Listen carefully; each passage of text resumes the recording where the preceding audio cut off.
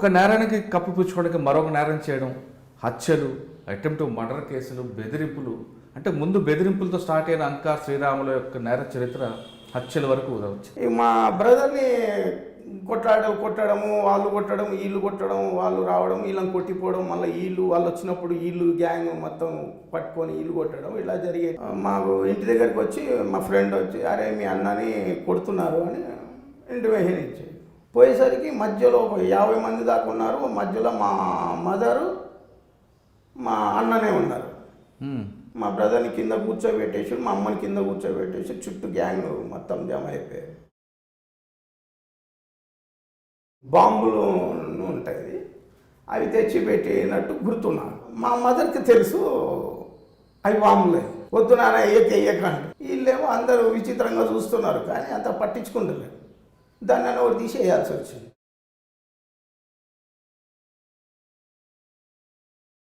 అప్పుడు అనిపించిందా జైల్లోకి వెళ్ళాక అసలు ఎందుకురా మనం వచ్చాము, దేనికోసం వచ్చాము, ఇక్కడ ఏం చేస్తున్నాం, బాంబులు ఏంటి, అక్కడ అమ్మ హాస్పిటల్ ఏంటి, నేను జైలు ఏంటి అని? గుంటూరు నుంచి ఒక సుపారీ గ్యాంగ్ దిగారు హైదరాబాద్. వాళ్ళకు పూర్తిగా అంకా శ్రీరాములు అని నేనని తెలియదు. ఫలానా శ్రీరాములు అంటే అంకా శ్రీరాములు లేపేయడానికి వచ్చినాం. మీరు వచ్చిన పని కానివ్వండి, మీరు 5 ఇచ్చాడా నేను 10 ఇస్తాను, వాడైతే కనిపించద్దు అన్న టైప్లో నేను కూడా కొంచెం ఆలోచించాల్సి వచ్చింది. ఆ మయూరి నగర్ బావిలో పడేశారు కదా, ఎవరు పడేయమన్నారు?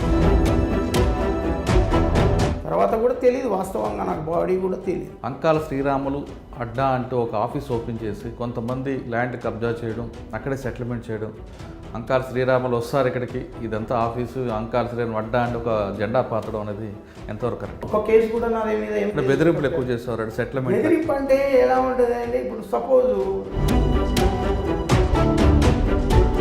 ఆ టైంలో మీ భార్యని ఆమెకి ఇచ్చిన మాటను కాదనకుండా స్నేహితులు ఇచ్చిన ప్రాజెక్ట్ ఇవ్వడం ఎంతవరకు కరెక్ట్ అంటారు? ఎంత తాగినా సరే మనకు ఆ మాత్రం విచక్షణ ఉండాలి కదా. మనిషిని చంపిన తర్వాత రాత్రి పడుకునేటప్పుడు మనసు లాగట్లేదా, అరే అన్యాయంగా చంపేమే అని? ఏదైనా న్యాయంగా చంపే అధికారం మీకు లేదు కదా, మనిషి చంపే అధికారం అంటే ఎదుటోనికి ఉందా అన్న? మీరు అన్నట్టుగా ఆయన చేసిన పనిని మీరు చేయడం అనేది ఎంతవరకు? ఏదో అయింది ఇద్దరికి, ఒక వ్యాపారం దగ్గర కొట్లాట అయింది, బిజినెస్ దగ్గర ఇద్దరికి చెడుగా వచ్చింది. నా దారిన నేనున్నా, నా పని నేను చూసుకుంటున్నా, నా వ్యాపారం నేను చూసుకుంటున్నా, కానీ వాడు కూడా అదే విధంగా ఉంటే అయిపోతుంది. ఇప్పుడు మర్డర్ కేసులో మీరే చెప్తున్నారు, అర్ధరాత్రి పోలీసులు వచ్చి ఇంటికి తలుపులు కొట్టారు, 20 మంది 30 మంది వచ్చాను తెల్లవారుజామున ఇంటికి వచ్చి. మరి మీ భార్య అప్పుడు బాధపడలేదా, ఏంటి ఇది అంతా అని? మీ అబ్బాయి ఎక్కడైనా కనబడినప్పుడు పోలీసులు ఎదురుపడి ఈ అంకాల శ్రీరాములు గారు అబ్బాయి అని ఒకవేళ అన్నప్పుడు ఆ అబ్బాయి మంచి స్థాయిలో ఉన్నాడు అనుకోండి, పోలీసుల రియాక్షన్ చాలా సాఫ్ట్గా ఉంటుంది.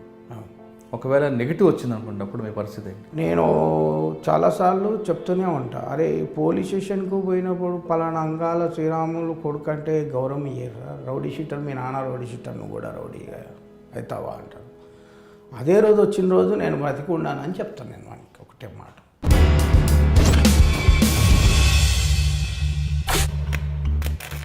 Welcome to crime confessions. పుట్టిన ప్రతి వ్యక్తి మంచివాడు కాదు, అలా అని చెడ్డవాడు కూడా కాదు. పెరిగిన నేపథ్యం అవ్వచ్చు, లేదా చెడు ప్రభావం అవ్వచ్చు, ఆ వ్యక్తికి నేరాల బాట వైపు, చెడు మార్గం వైపు తీసుకువెళ్తాయి. అలా దారి తప్పిన వాళ్ళు కొంతమంది తర్వాత కుటుంబ పరిస్థితులతోనూ లేదా ఒక వ్యక్తి ప్రభావంతోనూ తిరిగి నేరాల బాట విడిచిపెట్టి జనజీవన సంతో కలుస్తూ మంచి వాళ్ళగా బతుకుతుంటారు. అలాంటి వారిని పరిచయం చేసే ఈ కార్యక్రమంలో ఈ వారం మన గెస్ట్ అంకాల శ్రీరామ్.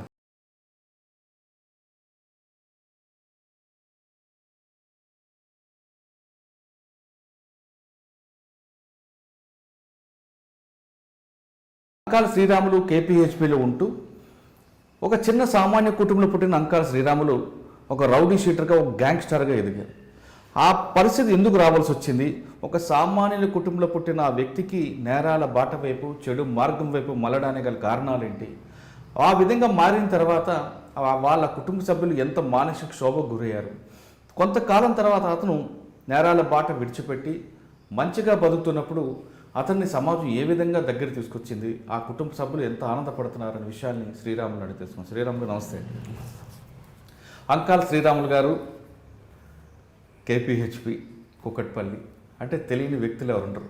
అంటే పోలీసులతో పాటు నాలాంటి జర్నలిస్ట్ మిత్రులకి, నాలాంటి వాళ్ళకి కానీ, లేదా హౌసింగ్ బోర్డులో ఉన్న వాళ్ళకి కానీ తెలుసు. దాదాపు 93 నుండి అంకా శ్రీరాముల యొక్క నేపథ్యం హౌసింగ్ బోర్డులో చెలరెత్తుంటుంది. అంటే ఎక్కడ హౌసింగ్ బోర్డులో చిన్న గల్లడ జరిగినా అక్కడ శ్రీరాములు ప్రత్యక్షం అవుతాడు, శ్రీరాములు మనుషులు ఉంటారు, శ్రీరాములు గ్యాంగ్స్టర్గా ఉంటారు, శ్రీరాములు యొక్క ప్రతాపం ఉంటుంది అనేది ఉంది. నాకు తెలిసి 95లో కేపీహెచ్బి మెయిన్ బస్ స్టాప్ దగ్గర అంకాల శ్రీరాముల యొక్క వీరంగం కూడా చూసిన సంఘటనలు ఎదురవుతుంటాయి. కానీ తర్వాత తెలుసుకుంటే అంకాల శ్రీరాములు, అంకాల రాజు, అంకాల భరత్ వీళ్ళందరూ కూడా కుటుంబం. కర్నూలు జిల్లా నుంచి వచ్చిన ఈ కుటుంబం ఒక సామాన్య కుటుంబంగా వచ్చిన వీళ్ళు ఈ స్థాయికి రావడానికి కారణం ఏంటి?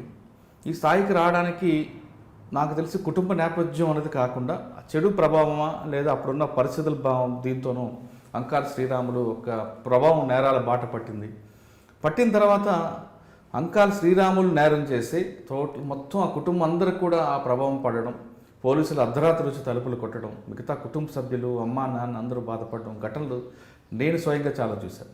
అది నాకన్నా మీకు ఎక్కువగా అనుభవం ఉంటుంది. మీకు మార్చడానికి కూడా మీ కుటుంబ సభ్యులు చాలా ప్రయత్నం చేసినా మీరు అందులో పూర్తిగా దిగిపోయారు కాబట్టి బయటికి రావడం పరిస్థితి ఎదురొచ్చింది. అంత పీకల లోతుల నేరాల బాట పట్టిన అంకాల శ్రీరాములకి ఆ నేరాల బాట పట్టడానికి ప్రధాన కారణం ఏంటి? ఒకసారి దిగిన తర్వాత వెనక్కి రావాలని ప్రయత్నం చేసినా రాలేకపోవడం గల కారణం ఏంటి? ఒక నేరానికి కప్పిపుచ్చుకోవడానికి మరొక నేరం చేయడం, హత్యలు, అటెంప్ట్ మర్డర్ కేసులు, బెదిరింపులు. అంటే ముందు బెదిరింపులతో స్టార్ట్ అయిన అంకాల శ్రీరాముల యొక్క నేర చరిత్ర హత్యల వరకు వచ్చింది. హత్యలు రాగడానికి కారణం ఏంటి? హత్యలు చేయడానికి ఒకప్పుడు అంకాల శ్రీరాములు సింగిల్గా ఉండి తర్వాత ఒక సుపారీ గ్యాంగ్ని పెట్టడం కారణం ఏంటి? ప్రధానంగా అంకాల శ్రీరాములు నాకేస్తా అనే పదం నోటి నుంచి వచ్చిందంటే ఖచ్చితంగా వ్యక్తికి మూడినట్లే అనే ఒక కేపీహెచ్బిలో ఒక టాక్ ఉంది. ఆ నాకేస్తా అనే పదం వెనక కారణం ఏంటి? దాని ఉద్దేశం ఏంటి? ఈ ప్రశ్నలన్నిటికి సమాధానం చెప్పే ముందు అంకాల శ్రీరాముల యొక్క కుటుంబ నేపథ్యం, అమ్మగారు నాన్నగారు ఏం చేసేవారు, అసలు ఈ బాట ఎందుకు పట్టాల్సి వచ్చింది చెప్పు. యాక్చువల్లీ మాది కడప డిస్టిక్ ప్రొద్దుటూరు. కర్నూలు అని విన్నాను కాదు? కడప డిస్టిక్ ప్రొద్దుటూరు. మేము పుట్టినప్పుడు మాది ఫ్యాక్షన్ ఫ్యామిలీ. మా తాతగారిని చంపేశారు, మా పెద్దనాన్నను, మా చిన్నాన్నను చంపేస్తే మా నానమ్మ ఏం చేసిందంటే ప్రొద్దుటూరు అని ఆ సొంత ఊరు నుంచి ప్రొద్దుటూరు అని ఒక ఊరికి షిఫ్ట్ అయిపోయింది. మా నాన్నగారు వాళ్ళు 5 అన్నదమ్ములు వాళ్ళు. మా నాన్న ఏంటంటే మంచి టైలర్. మా నాన్నగారు ఆయనకి ఇవన్నీ నచ్చాయి, ఈ గొడవలు, ఈ ఫ్యాషన్. ఇది హైదరాబాద్ షిఫ్ట్ అయిపోయి వచ్చేసాడు. అప్పటికి మా అన్నదమ్ములు 3 పుట్టి ఉన్నారు. రాజు అంతకైనా పెద్ద ఆయన, ఇంకొక ఆయన, 3 పుట్టి ఉన్నారు. ఇంకా మేము పుట్టలేదు, నేను మా తమ్ముడు ఇంకా పుట్టలేదు. హైదరాబాద్ షిఫ్ట్ అయిపోయాడు మా నాన్నగారు. అంటే ఫ్యాక్షన్ నుంచి దూరం ఉండడానికి మా నాన్నగారు షిఫ్ట్ అయిపోయారు. మా చిన్నాన్నను చంపేశారు. చిన్నాన్నను చంపిన తర్వాత ఆయన ఆ ఊరు వదిలేసి ఇటు వచ్చేసాడు. ఇక్కడ వచ్చి భరత్నగర్ కాలనీలో ఉన్నాడు. అంటే ఫ్యాక్షన్ నుంచి దూరంగా ఉండాలని మా నాన్నగారు హైదరాబాద్ వచ్చారు, షిఫ్ట్ అయిపోయారు. రైట్. షిఫ్ట్ అయినప్పుడు భరత్నగర్ కాలనీకి ఎంటర్ అయ్యారు. అక్కడ టైలర్ షాప్ పెట్టుకొని జీవనం సాగిస్తున్నాం. మధ్యలో మేము పుట్టాం, నేను మా తమ్ముడు. ఇక్కడ శంకర్ అని నాకన్నా చిన్నవాడు. నేను నెంబర్ 4, నెంబర్ 5 మా తమ్ముడు. శంకర్ చనిపోయినట్టున్నాడు. చనిపోయారు. ఇక నేను ఇక్కడ పుట్టిన తర్వాత కొంతకాలానికి 83, 84లో హౌసింగ్ బోర్డ్ షిఫ్ట్ అవ్వాల్సి వచ్చింది. మళ్ళీ 86 కరెంటు కూడా ఉండేది కాదు అక్కడ. అవును. అంటే షిఫ్ట్ అయిపోయినాము. షిఫ్ట్ అయిపోయి అక్కడే ఉన్నప్పుడు మంచిగానే నాన్న చిన్న వయసులో చనిపోయాడు. హౌసింగ్ బోర్డ్ షిఫ్ట్ అవ్వగానే చనిపోయాడు. అప్పుడు 6 years old, 7 years old ఉంటాయి. నాకు అంత పెద్దగా ఊహలు కూడా తెలియదు. అమ్మనే మమ్మల్ని కష్టపడి సాకేది, ప్రతి పని చేసి సాకేది, ఆమెనే పోషించింది. మా బ్రదరు కొంచెం ఇదిగా తిరుగుతుండే, ఆయన కొంచెం పాల బిజినెస్ చేసేటోడు. ఎవరు? రాజు అని. చికెన్ షాప్ కూడా ఉండేది.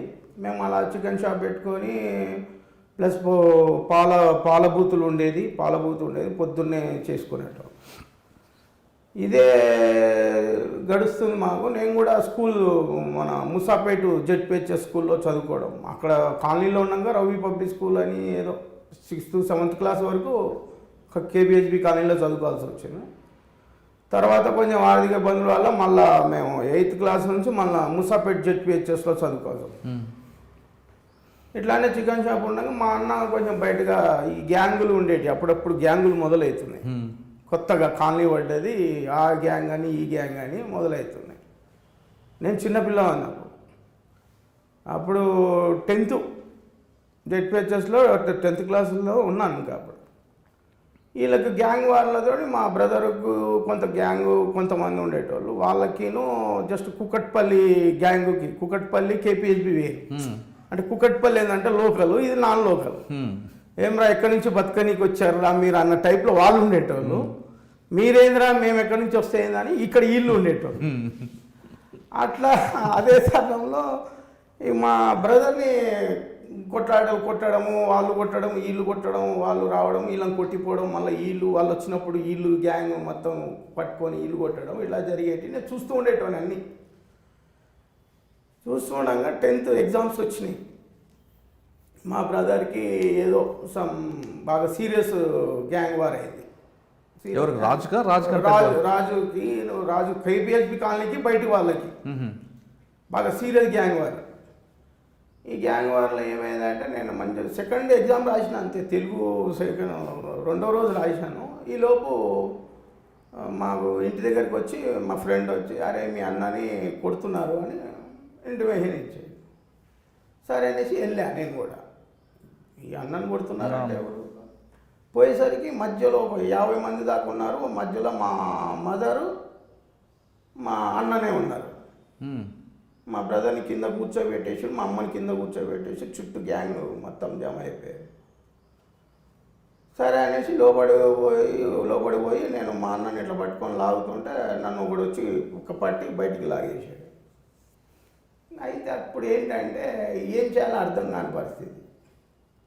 అయితే మా బ్రదర్ కొంచెం ఈ ఫ్యాషన్ ఫ్యామిలీ ప్లస్ అది ఇది అని ఎప్పుడో చూసినట్టు నాకు గుర్తు అనమాట. ఎప్పుడో ఒక బాంబులు ఉంటాయి, అవి తెచ్చి పెట్టినట్టు గుర్తు నాకు.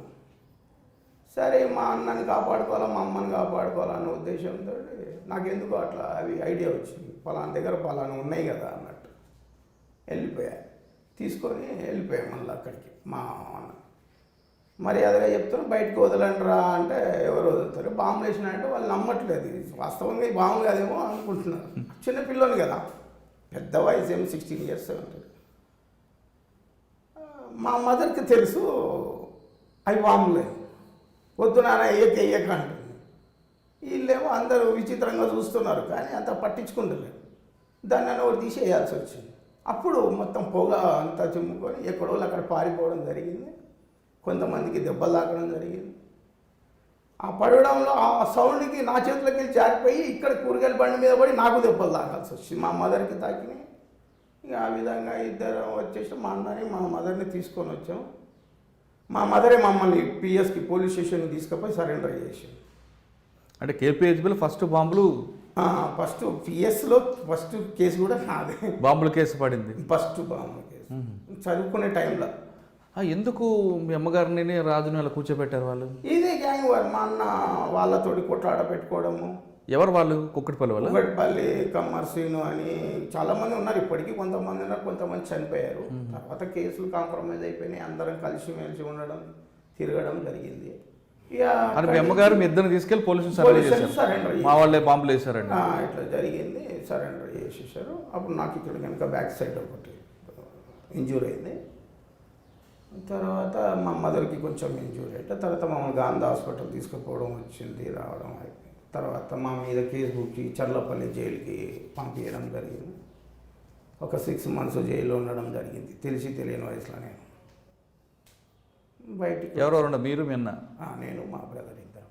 అప్పుడు అనిపించిందా జైల్లోకి వెళ్ళాక అసలు ఎందుకురా మనం వచ్చాము, దేనికోసం వచ్చాము, ఇక్కడ ఏం చేస్తున్నాం, బాంబులు ఏంటి, అక్కడ అమ్మ హాస్పిటల్ ఏంటి, నేను జైలు ఏంటి అని రాలేదు? అప్పుడు స్టార్టింగ్ అనిపించలేదు. జైలుకి వెళ్ళిన తర్వాత అదే జైల్లోనే అనిపించింది. ఎందుకంటే జైలుకి వెళ్ళిన తర్వాత పని చేపిస్తుంటారు కదా, అది గడుగు ఇది గడుగు, బాత్రూమ్ గడుగు ఇది గడుగు, లేకపోతే మీ మదర్ ఎవరన్నా వస్తే బీడీలు తీసుకురా, సిగరెట్లు తీసుకురా, నీకేం పని చెప్పమ్మా, ఇట్లా అని అనిపించేది.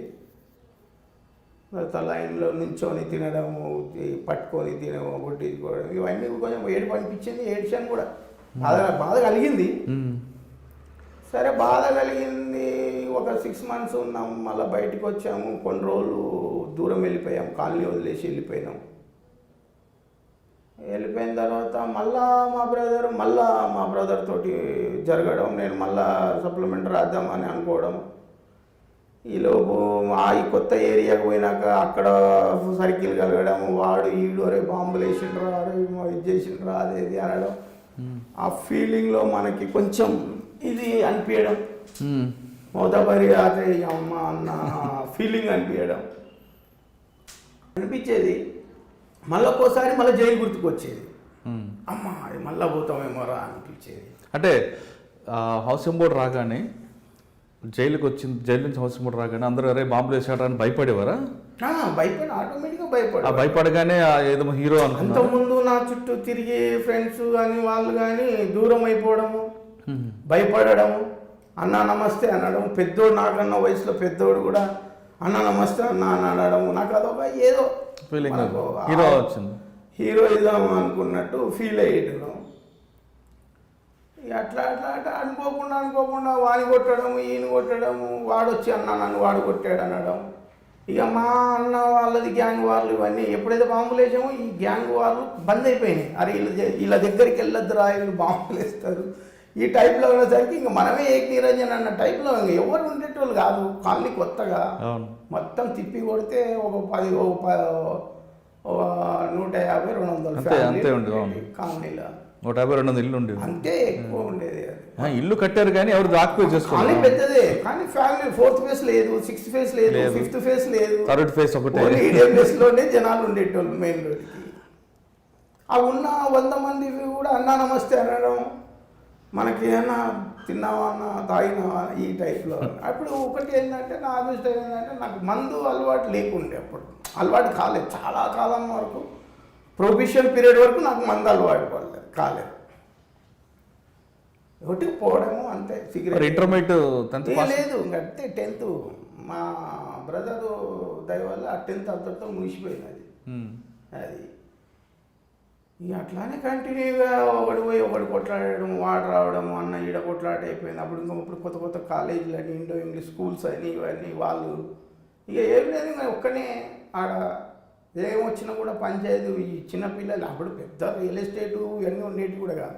ఇప్పుడంటే గెలుగున్నా కానీ నువ్వు చూసినప్పుడు ఇలాగే చందంగా అసలు ఎవరు అసలు రౌడీ అంటే నమ్మేవాళ్ళు.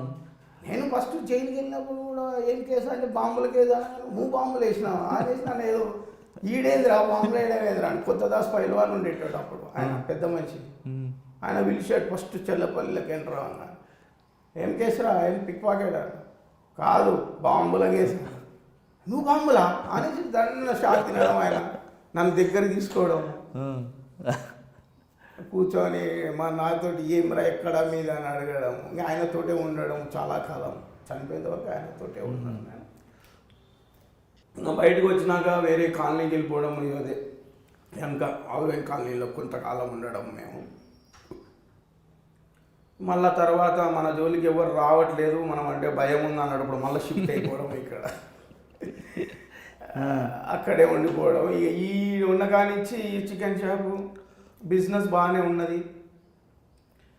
ఇక ఆ పంచాయతీ ఈ పంచాయతీ అంటే పెద్ద రియల్ ఎస్టేట్ డబ్బులు వచ్చే పంచాయతీలు ఏం కాదు. ఉట్టిగానే ఆ స్కూల్స్లో ఏమన్నా కొట్లాడితే, వాళ్ళు కాలేజీ కొట్లాడైతే వాళ్ళ పిల్లలు రావడము, వాళ్ళతోటి పోవడము, కొట్టడము, వాళ్ళని బెదిరియడము, ఇట్లా జరుగుతూ ఉన్నది. కొంతకాలానికి కాలనీ మారిపోయింది, మేము మారిపోయినాం. ఏదో ఒకటి బతకాలా, రియల్ ఎస్టేట్ చేసుకోవాలన్న దాంట్లో రియల్ ఎస్టేట్ ఆఫీస్ పెట్టాను. రియల్ ఎస్టేట్లో చేసి మంచిగా బాగా సంపాదించాను. ఆ రోజుల్లోనే బాగానే సంపాదించిన తరుణంలో రాజకీయాలు ఒకటి, నా దగ్గర డబ్బు ఉందని చూసి కొంతమంది రాజకీయాలు అప్పుడే నువ్వు రావాల్సిందే, పార్టీకి పనిచేయాల్సిందే అది అని తెలుగుదేశం పార్టీ 2001లో తెలుగు యూత చేసిన, కూకట్పల్లి కార్తాబాద్ కాన్స్టిట్యూన్సీ తెలుగు యూత చేసిన. ఇక అన్నీ అప్పటికి అదే కొట్లాట ఇంకేం జరగలేదు అప్పటికి ఆమె కేసుతోటే అయిపోయింది. చిన్న చిన్న పిటి కేసులు ఉంటాయి, దాంతో ఏం లేదు. అప్పుడు రౌడీ షీటు అప్పుడే ఓపెన్ చేసేసారు, బాంబులు వేసినప్పుడే రౌడీ షీట్ ఓపెన్ చేశారు. లాస్ట్ తీస్తారు, ఇంకా రౌడీ షీటు తీస్తారు అన్న మూమెంట్లో రాజకీయంలో వచ్చాను.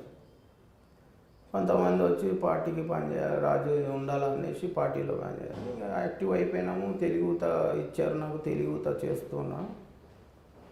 ఇలా ఆఫీస్లో ఒకడు నా దగ్గర అసిస్టెంట్ ఉండే, కృష్ణమోహన్ అని, మీరు వినే ఉంటారు, నేను మీకు సీనియర్, మీరు ఎప్పటి నుంచో ఉన్నారు కాబట్టి మీకు తెలిసే ఉంటుంది. వాడు బిజినెస్ పరంగా కొంచెం వాడు బాగానే తెలివైనడు, మనకు చదువు లేదు, వాడికి చదువు ఉన్నదని వాడిని పెట్టుకున్నాను. డబ్బు అంతా వానికి చెప్పేది. బిజినెస్ నేను ఏడ ప్లాట్కి పోయి వచ్చినా కూడా ఎక్కడైనా దేనికైనా అడ్వాన్స్ ఇచ్చేది ఉంటే అడ్వాన్స్ ఇచ్చేంత వరకే నేను, మిగతా అంతా వాడే చూసుకుంటాను. వాడు బాగా లాస్ చేయడము, ఈలోపు వాడిని నేను కొట్టి బయటికి వెళ్ళగొట్టడం జరిగింది నా ఆఫీస్ నుంచి. ఎందుకు? మోసం చేసిండు, ఫైనాన్షియల్గా చాలా మోసం చేసిండు, లెక్కలు తేడా వచ్చి. అదే అప్పట్లో ఒక వార్త కూడా ఉండేది, మన వసంత నగర్ కానీ ఇల్లు కూడా ఆయన కట్టాడు. కట్టాడు, ఏమీ లేనుడు ఇల్లు కట్టాడు అని అప్పుడు నేను ఇచ్చిన డబ్బులు అవి. వసంత నగర్ ఎంటర్ అవ్వగానే రైట్ సైడ్ ఇల్లు రైట్ సైడ్లో నా డబ్బుతోటి కట్టింది. అంటే నేను వానికి ఎట్లుందంటే ఒక చీతగాన్లా కాకుండా వానికి షేర్ అనమాట. దాన్ని నన్ను 1 లక్ష రూపాయలు వచ్చిందంటే 20,000 30,000 ఇచ్చేది. అలా మదరు ఫాదరు హైదరాబాద్ వస్తే నా ఇంట్లోనే ఉండడం. నేను అప్పుడే కొత్తగా లవ్ మ్యారేజ్ చేసుకొని ఉన్నాను. అలా ఉండడము మంచిగా అక్క అని బావ అనే ఉండేటోడు. చాలా ఆర్థికంగా బాగా నన్ను ఇది చేసేటోడు. ఈ లోపు ఏంటంటే ఒక చిన్న రమ్య గ్రౌండ్స్ అని ఉంటుంది, అక్కడ ప్రతి దసరా బాగా చేస్తారు. చిన్న గొడవ అయింది, నేను పోవడము రావడము చిన్న గొడవ అయింది. ఆ గొడవలో నేను మళ్ళా జైలుకి వెళ్ళాల్సి వచ్చింది, చెల్లపల్లి జైలు. కావాలని రాజకీయంలో ఆల్రెడీ తెలుగుతో చేస్తున్నాను కదా, నేను లోపలికి వెళ్ళాల్సి వచ్చింది. కావాలని రాజకీయం చేసి పంపించారు నన్ను. చిన్న కేసు అది, పెద్ద గొడవ కూడా కాదు అది. బండి ఇట్లా తీసినాను, నాకు వెహికల్ ఉండేది, బొలేరో ఉండేది, నేను ఇట్లా వచ్చాను. వాళ్ళు ఇట్లా ముందుకు వచ్చి వెనకకు జరిగారు, ఆరని కొట్టాను గట్టిగా. అది వాడు ఏదో ఎక్కువ మాట్లాడడం, నా ఎమ్మడి ఉన్నాము వాళ్ళని కొట్టడం, నా ఎమ్మ నన్ను బండ్లకి వెళ్ళి అన్ననే అంటారు అని దిగి డబ్బా అని చేసేది వాళ్ళని. ఇవన్నీ జరిగేసరికి కావాలని నా మీద కేసు పెట్టారు. అప్పుడే కొత్తగా ఒక ఆయన ఆఫీసరు, ఇన్స్పెక్టర్ కొత్తగా వచ్చాడు, రాధాకృష్ణ గారు అనేసి. ఇక కేసు డైరెక్ట్ జైలుకు పంపించడం జరిగింది. జైలు పోయినాక సరేలే అని ఉన్నాం. ఈలోపు మళ్ళీ బెయిల్ తీసుకొని మళ్ళీ బయటికి రావడం, మళ్ళీ కంటిన్యూగా మనం వ్యాపారం చేసుకుంటున్నాగా సడన్గా అక్కడ సుపారీ గ్యాంగ్, గుంటూరు నుంచి ఒక సుపారీ గ్యాంగ్ దిగారు హైదరాబాద్లో. దిగేసి దాంట్లో ఒక మిత్రుడు ఉన్నాడు నాకు, మా జైల్లో పరిచయమైన మిత్రుడు. వాడు వచ్చాడు. వాళ్ళకు పూర్తిగా అంకాల శ్రీరాములు అని నేనని తెలియదు, రాములన్నా అతను వచ్చి నన్ను కలిసేసి ఏ రైట్ వచ్చిందంటే నా పని మీద వచ్చినాము. ఏంటిది అని, ఫలానా శ్రీరాములు అంటే అంకాల శ్రీరాములు లేపేయడానికి వచ్చినాము. ఆయనకి మీకేంటి నేను అడగడం, హైదరాబాద్ నుంచి వచ్చిందన్న, పని వచ్చింది, సుపారీ వచ్చింది, 5 లక్షలు ఇస్తామన్న. ఎవరిచ్చారు? మాకు మనిషిని చూపి అన్న చాలు అంటే, చూపిస్తలే కానీ ఎవరు ఇచ్చారు అంటే పలానా కృష్ణమోహన్ ఇచ్చాడు. వాడిని కొట్టడం వరకు జరిగింది, నన్ను మోసం చేసాడని వదిలేయడం వరకు జరిగింది తప్ప వాడు నన్ను ఇంత ఎక్స్పెక్ట్ చేయలేనే.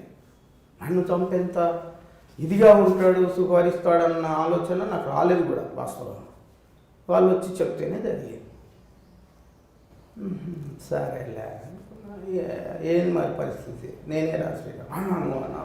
తెలియక ఏదో వచ్చామన్నా, అయిపోయింది, డ్రాప్ అయిపోతున్నా, పంపించేస్తా అన్న. మా వద్దు పంపించద్దు, మీరు వచ్చిన పని కానివ్వండి, మీరు 5 ఇచ్చాడా నేను 10 ఇస్తాను, వాడైతే కనిపించద్దు అన్న టైప్లో నేను కూడా కొంచెం ఆలోచించాల్సి వచ్చింది.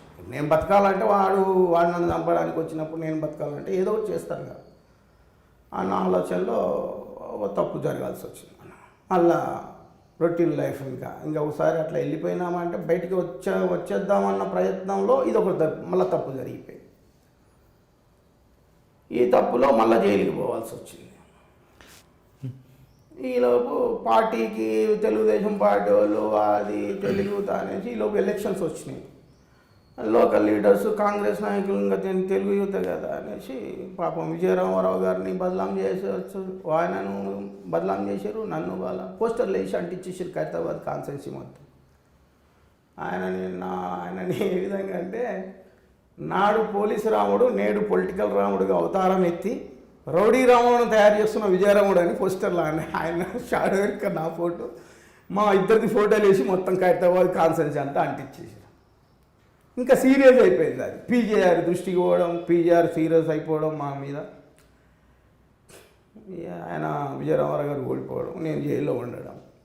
ఇక్కడ రాధాకృష్ణ గారు వచ్చిన టైంకి మీ జైల్లోకి నాకు పంపించారు రమ్య గ్రౌండ్స్ అని చెప్తున్నారు. కృష్ణమోహన్ అనే వ్యక్తి మీకు చంపడానికి ఒక గ్యాంగ్ పంపిస్తే ఆ గ్యాంగ్కి నేనే డబ్బులు ఇచ్చి తప్పు జరిగిందని చెప్తున్నారు. కానీ రాధాకృష్ణ రాకముందు అక్కడ మునిరాజులు అనే సిఏ టైంలోనే కృష్ణమోహన్ మర్డర్ జరిగింది. సరే. అయితే మునిరాజులు మీకు ఆల్రెడీ ఒకసారి ఒక దొమ్మి కేసులో అరెస్ట్ చేసినప్పుడు మీరు ఆయనకి ఏం చెప్పలేదు.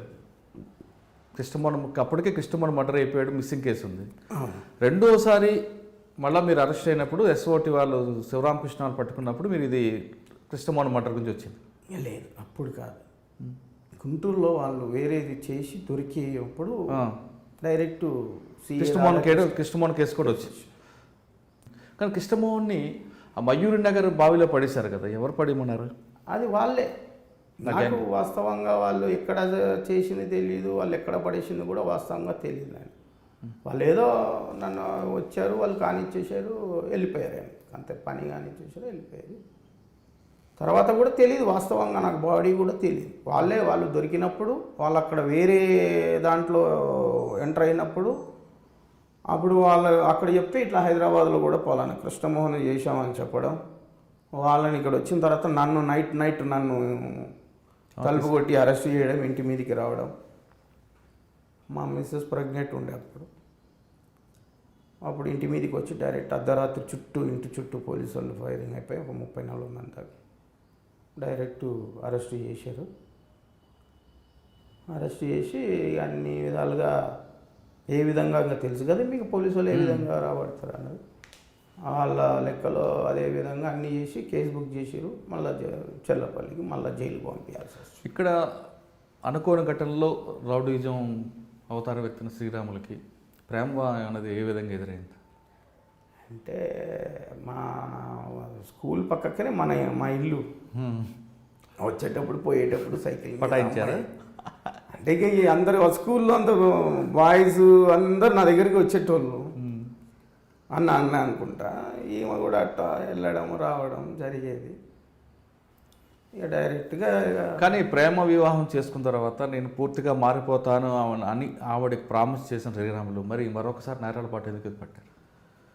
మారిపోయాను సార్ అన్న. ఆవిడకి మాట కూడా ఇచ్చారట కదా, మారిపోయి మాట ఇవ్వడం జరిగింది. ఇంకా అసలు బయటికి ఏదో మంచిగా అసలు వెళ్ళిపోవడం, ఇక్కడ నుంచి వెళ్ళిపోదాం అనుకునడం కూడా జరిగింది. వాస్తవంగా మంచిగా బతకాలనుకున్నప్పుడు వాళ్ళ తరపు నుంచి వాళ్ళ మంచి ఫ్యామిలీ, వాళ్ళు వైశ్యాస్ కమ్యూనిటీ, మా మామ మంచి పోస్ట్ తెలంగాణ కలిసినప్పుడు వాళ్ళకి అసలు వాళ్ళ ఇంట్లో ఎవరికి రౌడీజం అనేది అసలు తెలియదు అంటేనే తెలియదు వాస్తవంగా. వాళ్ళకి మంచి ఫ్యామిలీ వాళ్ళది. అవును, కేపీహెచ్పీ నుంచి పెళ్ళైన తర్వాత ఆమెను తీసుకుని ప్రగతి నగర్ వెళ్ళిపోయారు. అక్కడ కూడా మరి మీరు రౌడీజం ఎందుకు చేశారు? లేదు, అది కూడా నా గురించి కాదు. నన్ను దింపడము, మా ఆఫీస్ నుంచి దింపడము వదలడం అని వచ్చినప్పుడు వాళ్ళ మీద అవ్వడము, నేను పోయి వాళ్ళని కాపాడడానికి వెళ్ళినప్పుడు నా మీద కర్రలతోటి దాడి జరగడము, దాన్ని నేను ఆపుకోవడానికి నేను ఇంట్లోకి వెళ్ళిపోయి ఏదో తీసుకొచ్చి చేయి నరగడం, ఇవన్నీ జరిగింది. అది ఇప్పుడు ఒకటే నన్ను రోజు దింపేటప్పుడు అది ఓకే. భార్యకి ప్రేమించి పెళ్లి చేసుకున్న ఆమెకి మీరు మాట ఇచ్చి నేను ఇంకోసారి కేసుల వైపు వెళ్ళను అని చెప్పి మీకోసం ఆవిడ ఇల్లు కుటుంబ సభ్యులు కాకుండా మీకోసం వచ్చింది ఆవిడ, అవునా? మరి ఆవిడకి అంత మాట ఇచ్చి ఆవిడకి అంత విలువ ఇవ్వాల్సిన శ్రీరాములు మరొక కేసులో వెళ్ళి ఆవిడకి చాలా మానసిక క్షోభ గురి చేయడం కరెక్టా కాదా? కరెక్టే. ఎందుకంటే మరి మీకు చాలా బాధ బాధ అనిపించట్లేదా? పెట్టాల్సి వచ్చింది నేను. మీరు ఆవిడ మీకు అప్పుడు బాధ అనిపించలేదా? బాధ అనిపించేది, కానీ నా పరిస్థితి ఏంటంటే అన్న, ఒకసారి దిగిందో బయటికి రావడం చాలా కష్టం అయిపోయింది నాకు. మంచిగా ఉండి ప్రశాంతంగా ఉందాం, జీవితం గడుపుదాము అనేసి వేరే దగ్గరికి హౌసింగ్ బోర్డు వదిలేసి ప్రగతి నగర్కి వెళ్ళేసి అది ఇప్పుడే నాకు మంచిగా కొంచెం మార్పు వచ్చింది అనేసి మా మామగారు నన్ను దగ్గర తీయడం జరిగి నాకు సపోర్టింగ్గా ఫైనాన్షియల్గా సపోర్ట్ ఇవ్వడం, ఈ సొంతం ఇల్లు ఇవ్వడం, అన్నీ ప్లాట్ ఇవ్వడం, నాకు అంతా జరిగింది. అట్లా మంచిగా ప్రశాంతంగా ఉన్నప్పుడు జస్ట్ నా ఏదంటే నన్ను దింపడానికి పోవడానికి వచ్చే డ్రైవర్ని వాళ్ళకు గొడవ కొడుతుంటే నేను ఆపడానికి పోయినప్పుడు నా మీద, ఇప్పుడు చూడటానికి నేనేమో పెద్ద పైల్వాన్లాగా ఉన్నాను, ఏదంటే ఏదో చిన్న ఎవడో తెలుసు ఎవడో చిన్న బచ్చగాళ్ళు అన్న టైప్లోనే మనం బిహేవింగ్ కూడా అట్లనే, మనం పెద్ద బెదిరించుడు కూడా ఏమి ఉండదు కదా. వద్దులే పోనీ అది ఇది అంటే నువ్వేంద్రా నన్ను కొట్టడం, ఈడు నేను ఆవేశంతో మళ్ళీ అది చాలా కంట్రోల్ అయిపోయింది, కంట్రోల్ చేసుకోవడం జరిగింది. కాకపోతే ఏంటంటే ఇక అంతమంది దెబ్బలు తాళలేక మళ్ళీ వాళ్ళ మీద సీరియస్ అవ్వాల్సి వచ్చింది. వాళ్ళు ఎట్లా వస్తారంటే 20 మంది 30 మంది వస్తారు. వాళ్ళు ఏది జరిగినా కూడా ఆ ప్రగతి నగర్ ఖాళీ లేదంటే అది పెద్ద సామ్రాజ్యం, వాళ్ళు అది పెద్ద ఇదే అనుకుంటారు. వాళ్ళు ఎవరిని బయట ఒక సిగరెట్ తాగనియ్యరు, ఒక ఇది ఉండనియ్యరు, చాలా ఇది ఉంటుంది. వాళ్ళు ఒక్కటి ఏదన్నా చిన్న గొడవైనా మొత్తం కాలనీ అందరూ వచ్చేస్తారు, కారం పొడి చల్లేస్తారు, కళ్ళల్లో కొడతారు. దొంగలు కూడా భయమే కాలనీకి రావాలంటే, దొంగతనం చేయడానికి కూడా భయమే. దొరికితే పోలీసు వాళ్ళైనా బతుకుతారు కానీ వాళ్ళు చంపేస్తారని పుట్టు కొడతారు. అసలు మామూలు కొట్టరు వాళ్ళు, చెప్పుకొని ఇయ్యరు ఛాన్స్. అరే నేను ఫలానా అని కూడా ఛాన్స్ ఇయ్యరు వాళ్ళు, అంతమంది అనమాట ఒకటేసారి కర్రలు. ఇప్పుడు మర్డర్ కేసులో మీరే చెప్తున్నారు, అర్ధరాత్రి పోలీసులు వచ్చి ఇంటికి తలుపులు కొట్టారు, 20 మంది 30 మంది వచ్చాయని, తెల్లవారుజామున ఇంటికి వచ్చి. మరి మీ భార్య అప్పుడు బాధపడలేదా ఏంటి ఇది అంతా అని? బాధపడ్డాడు. ఇద్దరం కూర్చొని ఏడ్చిన రోజులు ఉన్నాయి. వెళ్ళిపోదాం, ఎక్కడన్నా ఊరు వదిలేసి వెళ్ళిపోదాం అనుకున్నాం. వెళ్ళిపోదాం అంటే బయటికి ఇద్దరం చిన్న పిల్లలమే, పెద్ద నాకేం పెద్ద వయసు ఏం లేదు, ఆమెకు చిన్న వయసు లేదు. పోయి అందరినీ దూరం చేసుకొని పోయి ఎక్కడో పోయి ఏ బతకగలుగుతాం మనం? పెద్ద చదువుకోలేదు, ఏమో పనులు రావు, వచ్చేది ఏదో కోడి అది చికెన్ షాప్ పని తప్ప ఏమి రాదు, వేరే పని చేయలేము, బాగా తిరిగి అలవాటు పడి అనేసి అట్లానే ఉందని, ఇంకా మంచి రోజులు వస్తాయి ఇంకా చేసుకుందామని మంచిగా రియల్ ఎస్టేట్ చేసుకోవడం, సంపాదించుకోవడం, కొంచెం దాంట్లో కొంచెం నాలెడ్జ్ ఉండడం, మనకి అట్లా తిరగడం బాగానే ఉన్నది. కానీ అది ఎందుకో ఈ రాజకీయంలో అనవసరంగా వచ్చినట్టు అనిపించింది నాకు. అదే నేను పొలిటికల్ రాకపోతే నేను ఒక వేరే తప్పు చేయాల్సిన అవసరం ఉండేది కాదేమో నాకు. దీన్ని కంటిన్యూ అయ్యేటోని కాకపోవచ్చు, అనవసరంగా దీంట్లో రావడము, ఇంకా 10 మంది నాకు ఇంటర్నల్గా శత్రువులు అవ్వడము, నన్ను ఇది చేయడము, నేను అది మనసులో పెట్టుకోవడము, చలో నువ్వెంత ఎట్లా దిగినాం నువ్వెంత అంటే నేనెంత అనడం, ఇక ఒక్కొక్కరితో కాదు చిన్నోళ్ళతో కాస్త పోయి పెద్దోళ్ళతో పెట్టుకోవడం, ఇవన్నీ జరిగినాయి ఒక్కొక్కటి. పెద్దోళ్ళతో ఎవరితో? ఇక ఉన్నారు ఇక మీకు ఇక కూకట్పల్లి కానీ లాంటి ఎమ్మెల్యే. ఇప్పుడు నా గురించి పోస్టర్లు వేసి అంటించడం అంటే పీజర్ గారు చేశారు. ఇక వాళ్ళతో కూడా నేను కూడా తగ్గవరగా నేను వాళ్ళకి అపోజిషన్గా వెళ్ళడము, వాళ్ళు ఎక్కడున్నా కూడా మేము అపోజిషన్గా వెళ్ళడం, మేము మీటింగ్లలో పోవడం, ఇట్లా చాలా జరిగినాయి. అంతా ఇప్పుడు గోపాలరావు నగర్ సొసైటీలో అంకాల శ్రీరాములు అడ్డా అంటూ ఒక ఆఫీస్ ఓపెన్ చేసి కొంతమంది ల్యాండ్ కబ్జా చేయడం, అక్కడే సెటిల్మెంట్ చేయడం, అంకాల శ్రీరాములు వస్తారు ఇక్కడికి, ఇదంతా ఆఫీసు, అంకాల శ్రీరాములు అడ్డా అంటే ఒక జెండా పాతడం అనేది ఎంతవరకు కరెక్ట్ అంటారు? ఆఫీసు అనడం మేము వాస్తవం, అది బిజినెస్ గురించి పెట్టే నేను వాస్తవం, కబ్జాల గురించి కాదు. అది గవర్నమెంట్ ల్యాండ్ కదా, గవర్నమెంట్ ల్యాండ్. దాంట్లో గవర్నమెంట్ ల్యాండ్లోనే వెంచర్ వేసి అమ్మారు. మేమేం చేసినంటే రీసేల్ అమ్మేటోళ్ళు. ఇప్పుడు గజము నేను దాంట్లో 200, 300 రూపాయలకు గజం తీసుకొని ఒక 300, 400, 200, 400, 500 అట్లా మార్జిన్ పెట్టుకొని బిజినెస్ చేసేటాడు. అటు రాను దాంట్లో కూడా రేట్లు పెరిగిపోయినాయి. సడన్గా వచ్చేసి 6,000, 10,000 భూమి అయిపోయింది. వాస్తవంగా మీరు నమ్మని నాకు ఇప్పటికీ బాధ అనిపిస్తుంది. అక్కడ 125 రూపాయల గజానికి బెంగళూరు వెళ్ళి తెచ్చాను నేను. ఈరోజు 80,000 గజం అవుతుంది. అట్లాంటి ఎన్నో అంటే ఉంచుకునే కాస్త అమ్ముకోవడం జరిగింది అవన్నీ. అక్కడ ఆఫీస్ పెట్టాం, బిజినెస్ మాకే, కబ్జాలు ఏం చేయలేదు.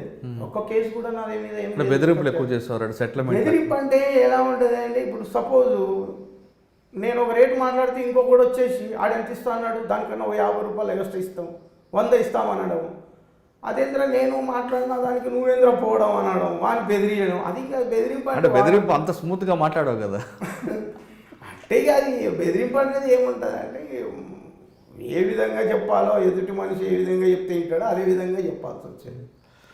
కేపీహెచ్పి రోడ్ నెంబర్ 1లో చివరకు వెళ్ళిన తర్వాత అంకాల్ శ్రీరామ్ ఇంకొక అడ్డా ఉంటుంది. ఆ అడ్డాలో వెనక పులి చర్మం, ముందుకు మందు బాటిల్స్, అంటే ఏంటి అంత ఆ గెటప్ ఎందుకు, సినిమా స్టైల్ కోసం? అంటే నేను వాస్తవంగా శివభక్తుని, నేను శివమాల అవన్నీ వేసుకునేట్టు. జనాలు రకరకాలుగా చెప్పేటాడు. ఏంటంటే ఒక మనిషి ఒక స్టేజ్కి వచ్చిన తర్వాత ఒక భయంతో చెప్తాడో తెలీదు, భక్తితోటి చెప్తాడో తెలీదు. శివమాల వేసుకున్నప్పుడు ఏమంటుందంటే పూజలు చేస్తుంటాం కదా, అది బయట చెప్పుకోవడం. పులి చర్మం మీద కూర్చొని పూజ చేస్తాడు అంటే పులిగోర్లు ఉండేటి మెడలలో, పులిగోర్లు, రుద్రాక్షి మాలలు ఇవన్నీ ఉంటాయి. ఇవన్నీ అంటే జనాలు కొత్త కొత్తగా చెప్పారు. పోలీసులు కూడా, టాస్క్ ఫోర్స్ కూడా వచ్చేటప్పుడు నా దగ్గరికి పులి చర్మాలు ఉన్నాయంట కదా అని చూసుకోండి అని చెప్పాను. చాలాసార్లు వచ్చి, అంటే చాలామంది నాకు అప్పుడు ఏం చెప్పేవారంటే వెనక పులి చర్మం ఉంటుంది, ముందుకు టేబుల్ బాటిల్స్ ఉంటాయి, ఆయన ఒక దావత్ దిబ్బరం టైప్లో ఉండాలని చూస్తుంటాడు అని చెప్పేవారు. అట్లా ఏముండదు. బాటిల్స్ అంటే నాకు వాస్తవంగా అప్పుడు కూడా తాగుడు అలవాటు ఉండేది కదా, తాగుడు మీద చాలా ఇంట్రెస్ట్ ఎక్కువ. అసలు మందు ఎప్పుడు అలవాటు అయింది మీకు? ప్రొఫెషన్ పీరియడ్లో బిజినెస్ చేసాం, మందు బిజినెస్ చేసాం. తెలుసు. ఆ ప్రగతి నగర్లో అడ్డా పెట్టుకుని అన్ని జగద్గిరి గుట్టలు అక్కడిక్కడ ఉండేటి. అంతమంది అన్న కూడా అలవాటు ఉండేది కాదు నాకు వాస్తవంగా. రాను రాను కృష్ణమోహన్ కేసు సిచ్యువేషన్ అయిపోయి జైలుకి పోయి బయటకు వచ్చింది. మళ్ళా వేరే బయటికి వెళ్ళడం, బెంగళూరు వెళ్ళాడు కొంతకాలం. ఈయన ఆఫీసరు దెబ్బకు తట్టుకోలేక పారిపోయాల్సి వచ్చింది ఇక్కడి నుంచి. ఆయన టార్చర్ భరించలేక పారిపోవాలి. వెళ్ళాను బెంగళూరు నుండి, అక్కడ అలవాటు అయిపోయింది. మనం బెంగళూరుకి పోవడము, అక్కడ అలవాటు చేసుకోవడం, అట్లా జరిగింది అంతే. అంకాల్ శ్రీరాములు మందు తాకపోతే ఎంత మర్యాదగా మాట్లాడతారో, మందు తాగిన తర్వాత అంతకన్నా భయంకరంగా మాట్లాడతారు. అంత తాగిన తర్వాత డంకిలు కూడా అదే అంతే స్థాయిలో ఉంటుంది. ఆ టైంలో ఎవరైనా ఎదురు పడితే ఇంకా వాళ్ళకి పుట్టగతులు ఉండవు అనేది కూడా హౌసింగ్ బోర్డులో చెప్పేవారు. అది వాస్తవం. మందు తాగనంత వరకు ఎవరైనా మంచిగా, నేనే కాదు ఎవరైనా. మందు తాగితే అప్పుడు ఇంకొక శ్రీరాములు వస్తాడు దాంట్లో. అనవసరమైన ఏదో ఒకటి ఉంటుంది, వాడు పాతది ఎప్పుడో ఇట్లా చేశాడు అని గుర్తు రావడం, ఎప్పుడో చేసి ఉంటాడు. మందు తాగినప్పుడు ఏమంటే పోనీలేరా, సరే వాడు బాగున్నాడు నేను బాగున్నా అన్నట్టు ఒకటి ఇది ఉంటుంది. మందు తాగినప్పుడు ఏంటంటే లేనిపోయిన ఆలోచనలు. కానీ అదే టైంలో మీకున్న చుట్టూ ఉన్న కొంతమంది చెడు స్నేహితులు ఎక్కువగా రెచ్చగొట్టడం వల్ల రెచ్చిపోతుంటాడు శ్రీరాములు అని చెప్పేవారు. అది ఎట్లుంటుంది అంటే సార్, రెచ్చిపోతూనే ఉంటారు. ఒక్కొక్క టైపు పక్కన ఒకడేమో అన్నవాడు ఇట్లా అన్నాడు, నిన్ను ఇట్లా అన్నాడు లేనిపోని చెప్పడం, దానికి మనలో ఉన్న ఆవేశం ఇంకా ఇది అవ్వడం. దానికి తోడు మందు తాగినప్పుడు చెప్తే మరి ఇంకెక్కువైపో అని తీసుకొని రాపో, వాడు అట్టెట్లా అంటాడు నన్ను అనడం, తీసుకురావడం, కొట్టడం, మళ్ళీ కేసు అవ్వడం, ఇట్లాంటివి చాలా జరిగినాయి అన్నీ. అవునండి. ఆ టైంలో మీ భార్యని ఆమెకి ఇచ్చిన మాటను కాదనకుండా స్నేహితులు ఇచ్చిన ప్రాజెక్ట్ ఇవ్వడం ఎంతవరకు కరెక్ట్ అంటారు? ఎంత తాగినా సరే మనకు ఆ మాత్రం విచక్షణ ఉండాలి కదా. ఎట్లుంటుందంటే సార్, ఒక్కడు పక్కన ఒక మంచి స్నేహితుడు ఉంటే మనం కూడా మంచిగానే బతుకుతాం, మనం కూడా మంచి రూట్లోనే పోతాం. రైట్. కానీ పక్కన చేరిన అందరూ బద్మాషి వాళ్ళు అయితే ఇప్పుడు మనది ఎట్లుంటుంది అంటే, మనం ఒకవేళ ఉందామన్నా కూడా ఉండనియరు సార్ వాళ్ళు. లేనిపోని అన్నీ మన మైండ్లో పెట్టడం, మనకు బాధ కలిగించడం. వాడు ఎప్పుడో ఏదో అని ఉంటే మనం మర్చిపోయి ఉంటాం. కానీ వాడు ఏం చేస్తాడంటే, వానికి ఏమి మనసు ఎక్కడ పొద్దుపోక, అన్నా నేను ఫలానాడు ఇట్లా అన్నాడు గుర్తుందా నీకు, కానీ నువ్వు కాబట్టి ఊరుకున్నావు అన్నా, నేనైతే అసలు వేరే అది కూడా శ్రీరాములు అన్నాడు, శ్రీరాములు అనడం ఏది, శ్రీరాములు అన్న కూర్చోవడం ఏది అన్న టైంలో మనకు లేనిపోని అన్నీ నేర్పించడం, దాంతో కోపం పడడం, ఇక ఆ టైంలో ఏం ఆలోచించేది ఏమి ఉండదు సార్. పోనీ అని పట్టుకొని రాకుండా కొడదాం పీక్దాం ఇదే ఉంటుంది. ఇవన్నీ ఏదో విధంగా మనం అంకాల శ్రీరాములు కేపీహెచ్పి రోడ్ నెంబర్ 1లో కానీ లేదా గోపాల్ నగర్ సొసైటీలో ఆయనకున్న 2 అడ్డాల్లో దోస్తులతో తాగుతున్నప్పుడు ఏదైనా గతం గుర్తుకొచ్చినా లేదా శత్రువులు గుర్తుకొచ్చినా నాకేస్తా అనే ఒక పదం వాడతారు. ఆ నాకేస్తా పదం వచ్చిందంటే ఖచ్చితంగా ఆ వ్యక్తి ఇంకా భూమి మీద ఉండడు అనేది పోలీసులు చెప్తుంటారు. అది వాస్తవనా? అంటే అది ఏ విధంగా అంటే ఇప్పుడు ఏదో పలానా వ్యక్తి ఇట్లా ఉన్నాడు మనకు దృష్టిలో పడిపోయాడు వాడు నన్ను ఏదైతే సరే వాడేంద్ర మనమే నాకేస్తే అయిపోలే అని అనడం విధానం. అంటే నాకేస్తామంటే లేపిడి ఉన్నా అంతే, దాని అర్థం అదే అనమాట. అంటే ఒకసారి శ్రీరాముడు నోట్లోంచి లేపేస్తా కానీ నాకేస్తా అని వచ్చిందంటే ఆ వ్యక్తిని ఖచ్చితంగా అట్లా క్రియేట్ చేసిర్రు, అట్లా జరిగినాయి కూడా. అట్లా అన్నప్పుడు కూడా కొన్ని సిచ్యువేషన్లో జరగడం వల్ల అది పబ్లిసిటీ అయిపోయింది మొత్తం. అది ఒక్కో రోజు నాకేస్తానంటే రోజు ఎంతమందిని నాకేస్తాం అట్లా కాదు కదా. కాకపోతే ఏంటంటే ఎప్పుడో ఆవేశంతో వాడేంద్ర మనమే నాకేస్తే అయిపోలేదన్న ఉద్దేశంతో అంటాం మనం. ఆ నాకేస్తా అన్నప్పుడు ఏంటంటే కరెక్ట్గా నేను అనడము, ఆ 2-3 జరగడం అలా అది పోలీసులకి వాళ్ళు నాతోటి విన్నప్పుడు వాళ్ళు ఇన్ని వాళ్ళు చెప్పడం, అవును సార్ రాత్రి నాకేస్తా అన్నాడు తెల్లవారుసరికి అయిపోయింది సార్ అన్న అలా చెప్పడం. అది పోలీసులు ప్రతి ఒక్కరికి ఏంటంటే నీ పేరు నిక్ నేమ్లు ఏమున్నాయి అంటే శ్రీరాములు, బాంబు శ్రీరాములు, అట్లా ప్రతి ఒక్క క్రిమినల్కి ముందు ఏముంటుందో వాని వీక్ పాయింట్ ఏముంటుందో వాని వర్డ్ వే ఆఫ్ టాకింగ్ ఎలా ఉంటుందో పోలీసులు బాగా గ్యాదర్ చేస్తారు. వాళ్ళు ఏముంటుంది అంటే వాళ్ళు చెప్పడం అలా చెప్తున్నారు మీడియా, పలానా ఉద్దేశం పలానా శ్రీరాములు క్రిమినల్ రౌడీ షీటర్, వాడు వాని వ్యక్తిత్వం ఏంది, మనిషి ఏంది, వాడు ఏ విధంగా మాట్లాడతాడు, వాడు మాట్లాడితే ఏం మాట్లాడతాడు అని మాకున్న మాటలు పక్కన వాళ్ళని అడిగి తెలుసుకోవడం, ఇవన్నీ మీడియా ముందు చెప్పడం, ఇవన్నీ జరుగుతుంటాయి అంతే తప్ప. సార్ మీకెవరు నాకేస్తా అన్నారు ఎంతమంది? నాగేస్తానంటే ఇప్పుడు నన్ను మనల్ని నాగేస్తాను లేపేద్దామని చాలామంది నా మీద ఏం ఒకసారి కాదు 3 times నా మీద అటాక్ అయింది. ఎక్కడెక్కడ? నా మీద ఒకసారి కృష్ణమోహన్ వ్యక్తి మీ మీద ఆల్రెడీ చేద్దాం అనుకున్నాడు. అది అటాక్ కాలేదు, నన్ను చేద్దాం అనుకున్నాడు, మీరు జరిగిపోయింది. తర్వాత గ్యాంగ్ వచ్చి రావడం, ఒకసారి 50 మంది గ్యాంగ్ వచ్చి ఒక్కనే సింగిల్గా నన్ను తీసుకెళ్ళిపోయి హెచ్ఎండి కాలనీలో కొట్టడం ఒకసారి జరిగింది. తర్వాత ఒకసారి నేను సింగిల్గా ఓయో రూమ్లో కూర్చొని పార్టీ చేసుకుంటే కొంచెం ఎక్కువైపోయి వాడినే పడుకోవడం, వాళ్ళు బయటికి వెళ్ళిపోవడం, నన్ను ఒక్కని చూసి ఒక 10 మంది దాకా వచ్చి చనిపోయాడనేసి వదిలేసిపోవడం జరిగింది. తర్వాత దేవుడి దేవాల పోలీసులే నన్ను బతికిచ్చారు. మళ్ళీ పోలీసులు రావడము, ఆ హోటల్లో రావడం, నన్ను హాస్పిటల్ తీసుకుపోవడం, అట్లా పోలీసుల వల్ల ఒకసారి బతకాల్సి వచ్చింది.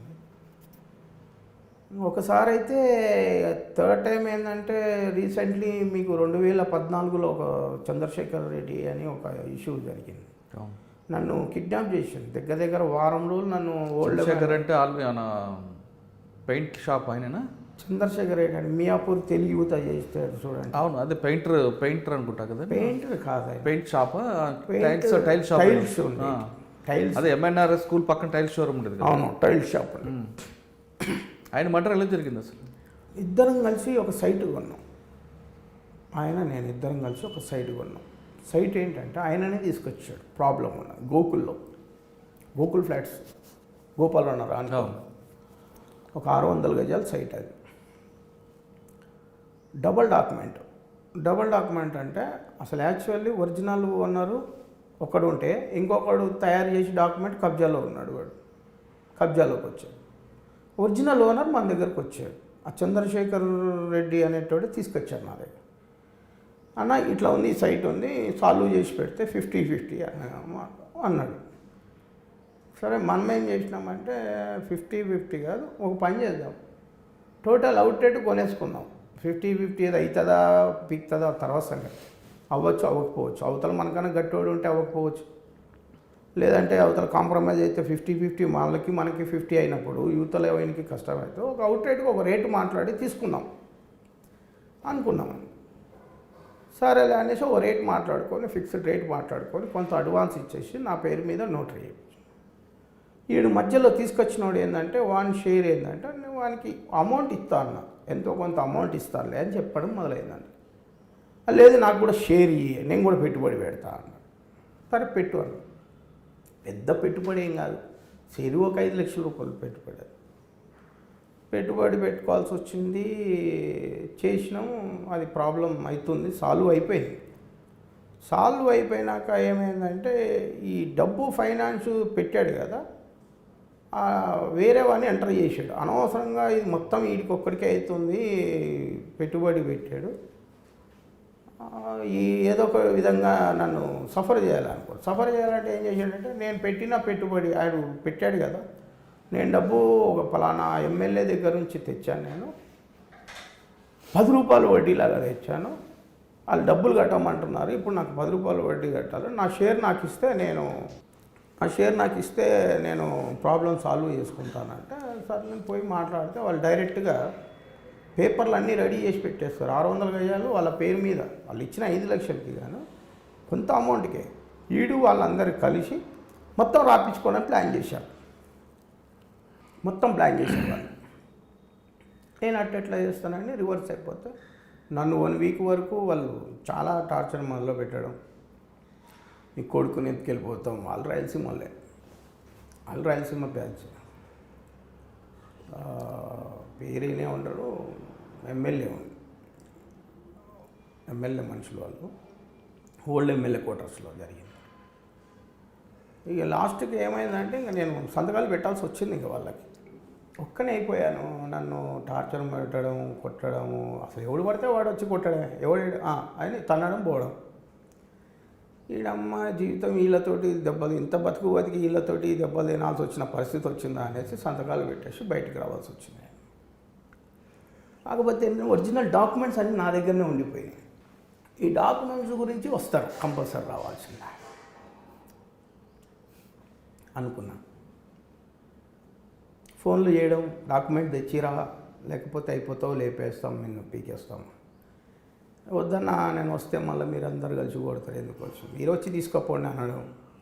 వాళ్ళకి ఆ ధైర్యం లేకపోవడం, వీడి దగ్గరికి పోతే మళ్ళీ తర్వాత ఎంక్వైరీ చేసుకోవడం నా గురించి. అరే ఈ అమ్మాయి వీడి దగ్గరికి పోతే మళ్ళీ ఏమవుతుందో అనేసడం. వాళ్ళు ఫోన్లో వరకే పరిమితం అయిపోయారు, వచ్చేంత ధైర్యం చేయలేకపోయారు. మళ్ళీ ఈయనే పిలిచి నేను అసలు మొత్తం ప్లానింగ్ ఏంటంటే నాకు 1 వీక్ టైం పట్టింది. అసలు ఎవడు ఇంతగానం ఎందుకు చేసాడు వీడు నా మీద అని మొత్తం ఎంక్వైరీ చేస్తే వాళ్ళు ఏం లేదు, జస్ట్ వాళ్ళు ఇద్దరు వేరే బిజినెస్, వేరే ల్యాండ్ చేస్తున్నారు, వీడు కొంత వాళ్ళకి డబ్బులు ఇవ్వాలి, దానికి బదులు ఈ ల్యాండ్ ఏదో ఉన్నది, అనవసరంగా వాడిని 5 లక్షలు వానికి ఇచ్చేస్తే ఈ ల్యాండ్ అంతా మనకే వస్తుంది అన్నట్టు వాడు ప్లాన్ చేసిండని నాకు ఇన్ఫర్మేషన్. రారా డాక్యుమెంట్స్ ఇస్తాను రారా అని తీసుకోపోవడం. ఇక తర్వాత ఏం జరిగిందో పేపర్లో చూసి అన్నీ మీరు చూసినది, పోలీసులు అరెస్ట్ చేయడం. అక్కడ కూడా మన సోట్టపురం గ్యాంగ్ను ప్రకాశం గ్యాంగ్ను వాడినట్టున్నారు కదా. ప్రకాశం ఒంగోలు గ్యాంగ్. ఓకే, ఈ విధంగా ఎన్ని ఉంటాయి మీ మీద మర్డర్ కేసులు? ఏం లేదు, 2 మర్డర్ కేసులు అంతే. ఏది కృష్ణమోహను, చంద్రశేఖర్ రెడ్డి. ఓకే. అటెంప్ట్ మర్డర్లు ఒక 3-4 ఉండి అన్నీ అయిపోయినాయి కేసు. 324లు? ఇక 324లు అంటే ఏముంటాయి, చిన్న గొడవల పిటి కేసులు 1-2 ఉంటాయి. 324, 506లు. ఈ 324లు ఎందుకు తక్కువ ఉన్నాయంటే చిన్న కేసులు పెట్టడానికి భయపడేవాళ్ళు జనాలు. కేసులు ఎందుకు వచ్చినా బాగా, పెద్ద కేసులు అంటే కంపల్సరీ పెట్టేటోళ్ళు ఏదో విధంగా. అది అంటే భయపడే ఆగిపోయిన కేసులు ఉండుంటే ఇంకా ఎక్కువ ఉంటాయి కదా. ఇక పిటి కేసులు అట్లాంటి రోజు 10 కేసులు ఉండేవి అట్లా అనుకుంటే. అంటే మొత్తం మీద ఇప్పుడు కేపీహెచ్పి, దుండిగల్తో పాటు ఇంకెక్కడెక్కడ ఉన్నాయి మీ పిఎస్? అంతే, ఇది ఒక 2 కేసులు. దుండిగల్ 307 అనుకుంటా. దుండిగల్ 307, అదే ప్రగతి నారి కేసు ఒకటి, ప్లస్ ఇక్కడ 2 మర్డర్ కేసులు 307 అయిపోయినాయి. 2 మర్డర్ కేసులు కోర్టులో నడుస్తున్నాయి, కోర్టు చూసుకుంటారు. అచ్చా, ఈ 2 కేసులు మీ మీద అటాక్ చేయడానికి వచ్చారు వాళ్ళు కాబట్టి వాళ్ళు జరిగిపోయింది అని మీరు చెప్తున్నారు. సాధారణంగా శివభక్తుడైన శ్రీరాములకి మనిషిని చంపిన తర్వాత రాత్రి పడుకునేటప్పుడు మనసు లాగట్లేదా, అరే అన్యాయంగా చంపేవే అని? నేను ఎప్పుడైనా బాధపడ్డారు అసలు కనీసం ఒక మనిషిని చంపేవాడు? నేను మనిషిని చంపడం అంటే నేను అన్యాయంగా చంపింటే బాధ అనిపించేది. నేను అన్యాయంగా చంపను. నేను అన్యాయం కాదండి, అక్రమం ఏదైనా న్యాయంగా చంపే అధికారం మీకు లేదు కదా. ఒక మనిషి చంపే అధికారం అంటే ఎదుటోనికి ఉందా అన్న? మీరు అన్నట్టుగా నన్ను చంపాలని ఉన్నదా? ఎదుటోళ్ళకు ఉందా? లేదు.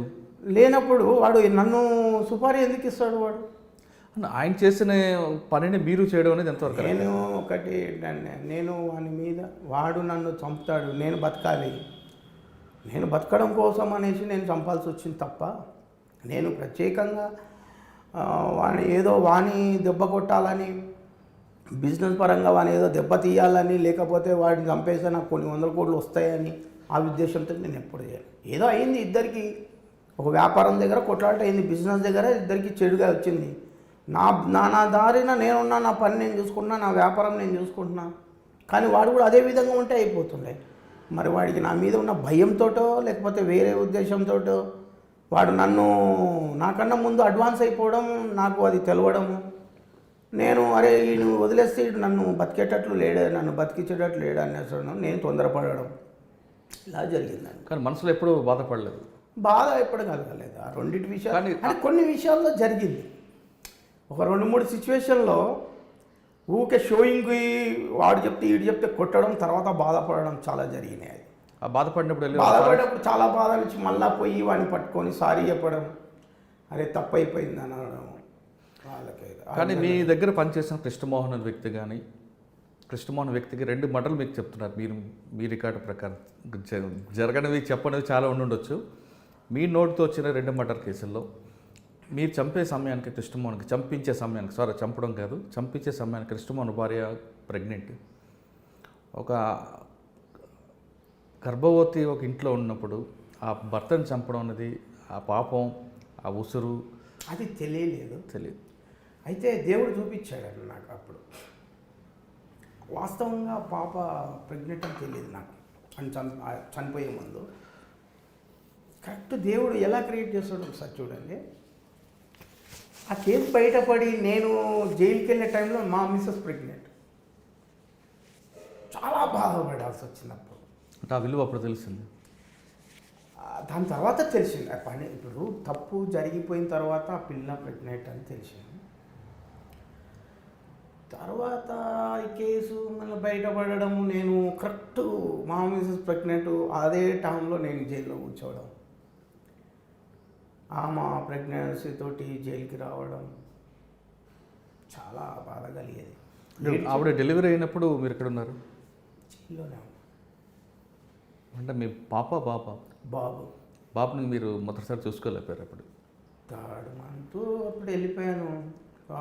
ఆవిడ డెలివరీ అయినప్పుడు మీరు డెలివరీ అప్పుడు చూసుకోలేకపోయినా తర్వాత చూస్తుంటారు? అలా చూసా. అప్పుడు ఒక వాడు పుట్టిన 6 months. బాధపడలేదు అప్పుడు? మరి ఇక బాధపడలేదంటే బాధపడ్డాను. ఆమె ప్రెగ్నెంట్ తోటి నన్ను వచ్చి కలవడం కానీ, పోలీసులు వచ్చి భయపడించేటప్పుడు వచ్చి ఏడవడము. పోలీసులు నేను జైలుకి వెళ్ళిన తర్వాత కూడా చాలామంది బెదిరించారు. తర్వాత ఇంకోటి వాని తరపు నుంచి కూడా వచ్చి చాలామంది బెదిరించారు. ఇంటి మీద అటాక్ చేయడం, రాత్రిపూట బెదిరియడము, ఆమెను వెళ్ళిపోయి మీ అమ్మగారింటికి వెళ్ళని పంపించడం. అప్పటికి ఇంకా దగ్గర కాలేదు, వాళ్ళు దగ్గర అయ్యారు. కృష్ణమోహన్ హత్య తర్వాత మీ హత్యలో రెండోది చంద్రశేఖర్ రెడ్డి గారు హత్య చేసిన తర్వాత టైంకి వాళ్ళకు 2 పిల్లలు ఉన్నారు. ఆ పిల్లలు తండ్రి లేని పిల్లలు అయిపోయారు. వాళ్ళని చూసినప్పుడు మీకు అనిపిస్తుంటుంది? బాధ అనిపించేది, కానీ వాడు చేసిన పనులకి పెద్దగా ఫీల్ అవ్వలేదు నేను. అంటే తండ్రి చేశాడు పాపానికి, పిల్లలు బలవాళ్ళ అంటే అది కరెక్టే, మీరు అన్నది కూడా తప్పది రాంగ్. 2 ఆడపిల్లలు, వాడు ఆడపిల్లలు అనే ఉద్దేశంతో వాడు 3 ఆడపిల్లల్ని అన్యాయం చేశాడు. మరి వాడు ఒక ఫ్యామిలీ అయితే ఒక పాప అయితే అది జరిగిన తర్వాత ఆమె ఎవరు కూడా నాకు తెలియదు. డైరెక్ట్ చెల్లపల్లి జైలుకి వచ్చి ములాఖాత్ పెట్టి నన్ను కలిసి, మీరెవరో నాకు తెలియదు అన్న, మీరు మంచి పని చేసిరన్నా అని నాకు నమస్కారం పెట్టేసి వెళ్ళిపోయింది ఆ అమ్మాయి. అవునా?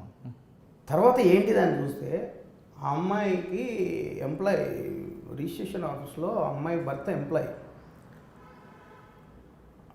మొగుడు వీడికి ఫ్రెండు చనిపోయాడు. చనిపోతే ఆ పిల్లని పెళ్లి చేసుకున్నాడు. వీడు చేసుకొని మొత్తం ఆస్తంతా లాగేసి మియాపూర్ తీసుకెళ్ళి పెట్టి, ఒకరోజు నైట్ పార్కులో వదిలేసి 2 ఆడపిల్లల్ని, ఆ అమ్మాయిని పార్కులో వదిలేసి వెళ్ళిపోయాడు వేరే భార్య దగ్గరికి.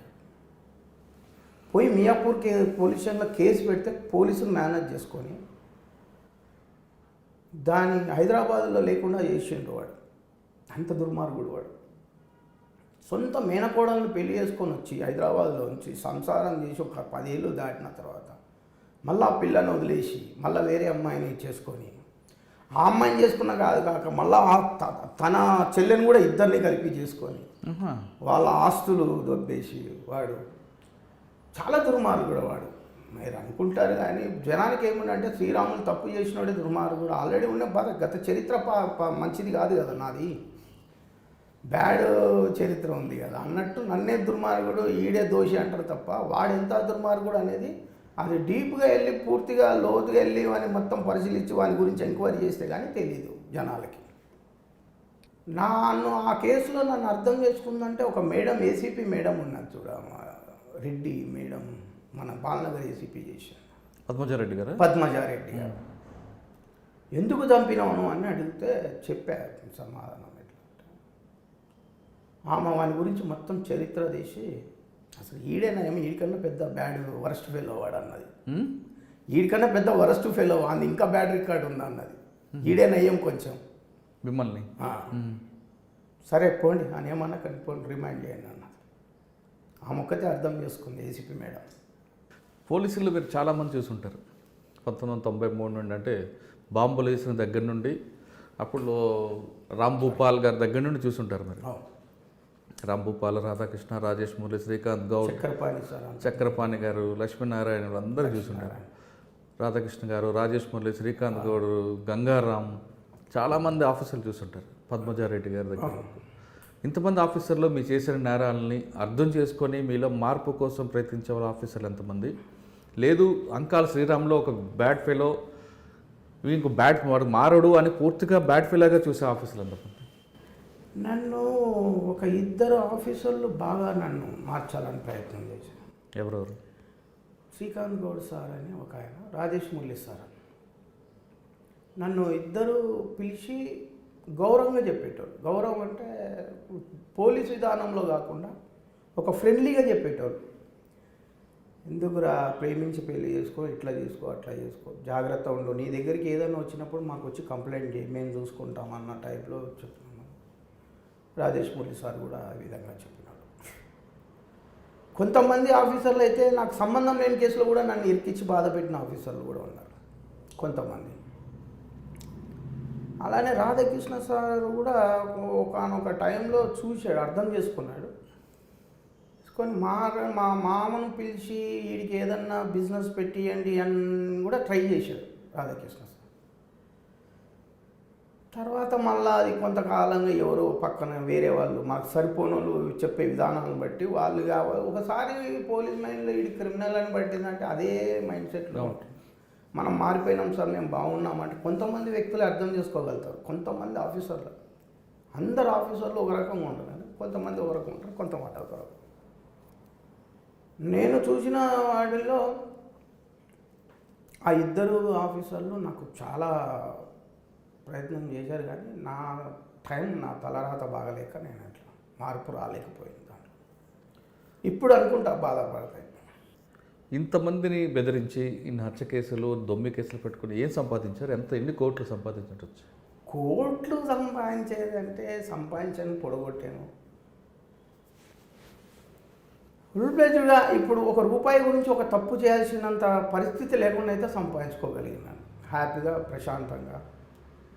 నాకు సపోర్టింగ్ ఉంది, మెయిన్ ఫ్యామిలీ సపోర్టింగ్. మా బొమ్మర్ది యుఎస్లో ఉంటాడు, బయట ఉంటారు. ఫైనాన్షియల్గా ఏ విధంగా నాకు అవసరం ఉన్నా హెల్ప్ చేస్తుంటారు. నాకు ఆ ప్రాపర్టీస్ బాగానే ఇచ్చారు మంచిగా. నా వరకు ఇవ్వకపోవచ్చు, నా కొడుకు వాడి వరకు అయితే హ్యాపీగా. ఏం చేస్తుంది మీ బాబు? ఫస్ట్ ఇయర్ ఇప్పుడు. Inter first year. ఆయన మీద ఈ ప్రభావం పడుతుంటుందా? మీ నాన్న రౌడీ షీటర్ అని అడుగుతుంటాడు. నేను ప్రభావం పడదు, కానీ ఈ రోజుల్లో ఎట్లుండదు అంటే పిల్లలు యాక్టివ్నెస్ ఉంటుంది కదా. అరే ఎవరో తెలుసా, శ్రీరామ్ అంకుల్ తెలియదారా, అంకుల్ కూడా కానీ చీన్ రెచ్చగొట్టాడు, ఇట్లాంటివి జరుగుతూనే. ఎప్పుడైనా వచ్చి అడిగాడా, నాన్న నీకు ఇంత బ్యాడ్ ట్రాక్ ఉందా, అసలు నేను స్కూల్కి వెళ్ళాను కానీ, లేదా స్కూల్లో నీ ఒక్కసారి అడిగాడు. అది కూడా మీ ఇంటర్వ్యూ సిఏ నందల్ నరసింహారెడ్డి విషయంలో నా పేరు వచ్చినప్పుడు అప్పటి వరకు తెలియదు వాడికి నేను ఫలానా ఇట్లా అని. ఎవరో చూపించారు వాడికి, ఎవరో ఎదవలు ఉంటారు కదా వాడు ఏదో చూపించాను. ఇది నిజంగానా వాస్తవమా అంటే అదన్నీ మామూలే లేరు రూమర్స్ అవన్నీ అని చెప్పేటోళ్ళు. అని నేను బయట పిల్లలు కూడా మాకు తెలుసో తెలియక చదివించేటోళ్ళు లేక బాధపడి ఏదో తెలుసో తెలియని జీవితంలో ఇరుక్కపోయి బయటికి రాలేకపోయినాం. కానీ అలా జరగద్దని నేను ఈరోజు కూడా 10 మంది పిల్లలకు చెప్తుంటాను నేను. అంటే కొంతమంది ఆఫీసర్లు శ్రీరాములు మార్చడానికి ప్రయత్నం చేశారు, కొంతమంది వదిలిపెట్టారు. సరే ఆ టాపిక్ ఉంది. ఎవరు మారిస్తే ఎవరు చెప్పితే అంకాల శ్రీరాములు నేర చరిత్రను పక్కన పెట్టి సామాజిక కార్యక్రమాలు రావడం, అన్నదానం చేయడం, పేద పిల్లలకు చదివించడం ఇటువంటి కార్యక్రమాలు చేస్తారు? ఎవరు చెప్తే అనేది ఏం లేదన్న, నాకు నాలోనే మార్పు. ఒక విధం నేను తప్పు చేసేటప్పుడు ఒకటి చెప్తే తప్పు చేయలేదు. ఒకటి ఏంటంటే మెయిన్ నా కొడుకు నా భార్య నాకు మెయిన్ సపోర్టింగ్ ప్రతిరోజు నాకు ఇద్దరు ఒక పక్క ఇటు ఒక పక్క ఇటు సెంటింగ్ ఉంటూనే ఉంటుంది. నాకు మంచిదే కదా. నేను పొరపాటున ఓ రోజు ఏమన్నా తాగడు విషయంలో ఎక్కువైనా కూడా ఇద్దరు టార్చర్ ఉంటుంది. నా కొడుకైతే అన్నం తినడం మానేస్తారు ఇద్దరు. మంచి పని. నేను ఏదైనా తప్పు చేశాను అనిపించిందంటే మీకు బయట బిహేవ్గా కొంచెం తాగినప్పుడు చెడుగా ఏదన్నా బిహేవ్ చేసినా కూడా మాట్లాడడం మానేస్తారు, తినడం మానేస్తారు. చాలా నాకు ఇదిగా ఉంటుంది. అంటే మీకు ఆ విధంగా కంట్రోల్ చేస్తున్నారు వాళ్ళు. మంచిదే కదా. మెయిన్ మంచిదే అది. నా పిల్లలు వాడు మెయిన్ చాలా అర్థం చేసుకోగల మెంటాలిటీ, మంచోడు. ఎలా చదువుతున్నాడు బాబు? బాగా చదువుతాడు, పర్వాలేదు, బాగానే చదువు. అంటే ఆయన ఏం చేద్దాం అనుకుంటున్నారు ఇప్పుడు? ఇక మా జీవితం సర్వనాశం, చదివించటం లేక తెలుసో తెలియకో తప్పులో ఊబిలో దిగిపోయి మళ్ళీ రాలేకపోయినాం బయటికి. వయసు అయిపోయింది, ఇంకా ఇప్పుడు పిల్లలు పెద్దగా అయ్యారు కాబట్టి మ్యాక్సిమం తగ్గించకుండా అసలు చుట్టుపక్కల రాకుండా చాలా అవాయిడ్ చేయడం జరుగుతుంది. మంచి మార్గంలో పోవాలనుకోని కొంతమంది ఉన్న స్నేహితులతో కూడా ఫోన్ నంబర్లు కూడా మార్చి దూరం పెట్టుకోవాల్సిన పరిస్థితి వచ్చింది. మంచి చదివి మంచి మార్గంలో ఉండి మంచిగా చదివిపియాలని అన్న ఉద్దేశం. అంటే ఆయనకి ఏం కోరిక ఉంది అసలు?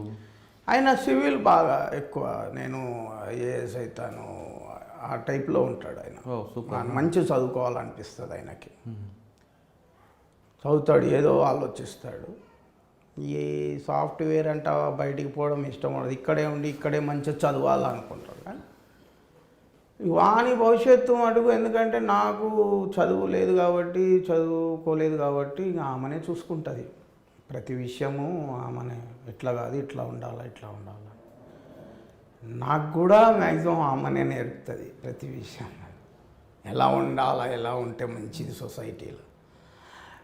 బర్త్డే ఉంటే 10 మందిని పిలిచి భోజనాలు పెట్టి ఈ టైపు కాకుండా, తాగిపీయడం ఇవన్నీ కాకుండా అనాథ శరణాలయం మేము పోదాం అక్కడ వాళ్ళకు పెడదాం, పుడితే మనం చేసిన పాపాలన్నీ పోయి కొంచెం పుణ్యాలన్నీ వస్తాయి అన్న టైప్లో ఆమెనే నాకు ఫుల్ ఎంకరేజ్ చేస్తాయి. అన్న కోసం దారి తప్పావు, ఆ రోజు చిన్న ఫైటింగ్లో దారి తప్పావు, తర్వాత అన్ని వరుస కేసులు అయ్యాయి. కానీ ఇక్కడ అదృష్టవశాత్తు అన్న కుటుంబం కూడా బాగా స్థిరపడింది, అన్న పిల్లలు కూడా విదేశాల్లో ఉన్నారు. వాళ్ళు చూసినప్పుడు మీకు ఒక గర్వంగా అనిపిస్తుంటుందా? గర్వంగా ఉంటుంది కదా అన్న. పిల్లలు మన లైఫ్ మన టైపు కాకుండా వెల్ సెటిల్డ్. మన కూతురు కూడా యూఎస్లో ఉంటారు పిల్లలంతా. ఇంకో సెకండ్ పాప కూడా ఇప్పుడు లండన్ వెళ్తున్నాం, మ్యూజిక్ ఆర్టిస్ట్, మంచి సింగర్. ఆ అమ్మాయి కూడా వెళ్తుంది. మ్యాక్సిమం మేము బతికిన లైఫ్ కాకుండా వీళ్ళది ఒక కొత్త లైఫ్ చేయగలిగినాం మేము. పిల్లలకి సంతోషం ఉంటుంది అన్న, హ్యాపీగా ఫీల్ అవుతాం మేము. వాళ్ళు సర్లే మన జీవితం ఏంటంటే మాకు చూసేటోళ్ళు చేసేటోళ్ళు లేక మా పరిస్థితులు ఇట్లయినాయి. కానీ మేము పిల్లలు పుట్టినాక మేము తెలుసుకొని మేము మారి, లేదు ఇట్లా కాదు మనం ఇట్లా ఉండాలి, మరి పొద్దున మన పిల్లల మీద ఆ ఎఫెక్ట్ మన పిల్లల మీద పడుతుందని భయంతో కాకుండా మనం అన్ని విధాలుగా జాగ్రత్త పడి మేము చేసుకోగలిగినాం ఈరోజు వరకు. దాంతో కొంచెం సెటిల్ అయిపోగలిగినాం, ఆనందం ఉంది. దానికి తోడు నా విషయంలోనికి వస్తే నాకు మెయిన్ ఆర్థికంగా మా భార్య తరపు నుంచి నాకు ఏ రోజు కానీ నేను బాధపడితే నువ్వు ఎందుకు బాధపడతావు, మనకు ఉన్నది కదా, మనం హ్యాపీగా మన పిల్లలు కూర్చొని హ్యాపీగా బతికేంత ఉన్నది కదా, నేను తీసుకురాగలిగినాను కదా. నువ్వు మాకు ఏదో పెట్టి మమ్మల్ని ఏదో ఉద్ధరించాలని నువ్వు ఇంకొక తప్పు మీద తప్పు చేసుకుంటా పోతావు. వద్దు, అట్లాంటి వద్దు, వదిలేసుకో. మ్యాక్సిమం అంటే ఇప్పుడు అంకాల శ్రీరాములు నేరాలు విడిచిపెట్టి రియల్ ఎస్టేట్ వ్యాపారం చేసుకుంటూ ఇంకా మిగతా కార్యక్రమాలు ఏం చేస్తున్నారు? నేను వ్యాపారంలో పెద్దగా పోరాడను, ఆవేశపడను. డిస్ట్రిబ్యూట్ ఉన్నాయంటే అసలు దగ్గరికి పోను.